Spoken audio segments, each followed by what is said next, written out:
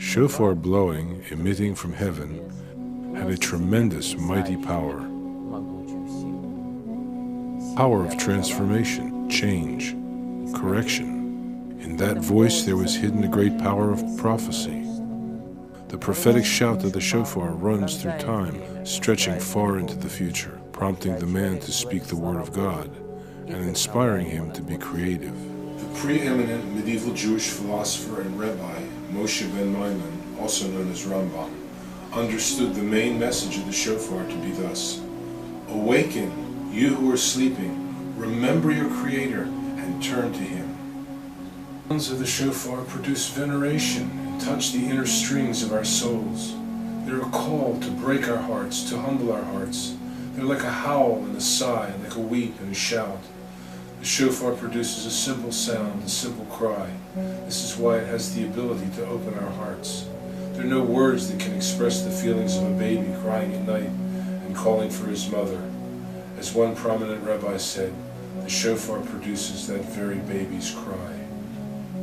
The tradition includes 3 types of blowing: Tekiah, Truah, Shvarim.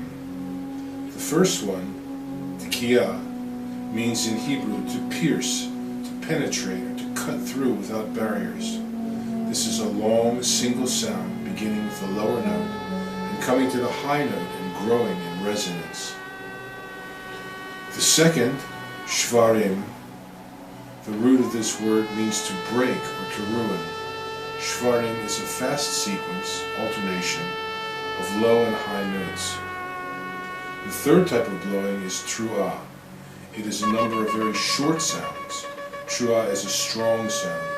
This Hebrew word means to blow a horn or a trumpet, or to raise one's voice, to shout. The final sound of this celebration is called Tekiah Gedolah, a great blowing. It is a long, final note. It lasts as long as the breath of the trumpeter lasts.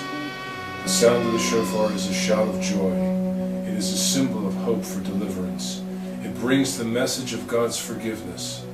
This shout reminds us about the day of the great shofar sound that we read of in the book of Isaiah.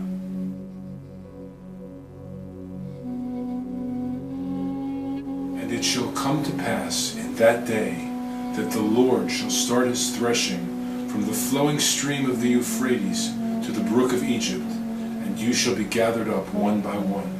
O children of Israel, it shall come to pass in that day that the great trumpet shall be blown, and those who were perishing in the land of Assyria and the outcasts in the land of Egypt will come and shall worship the Lord in the holy mountain at Jerusalem.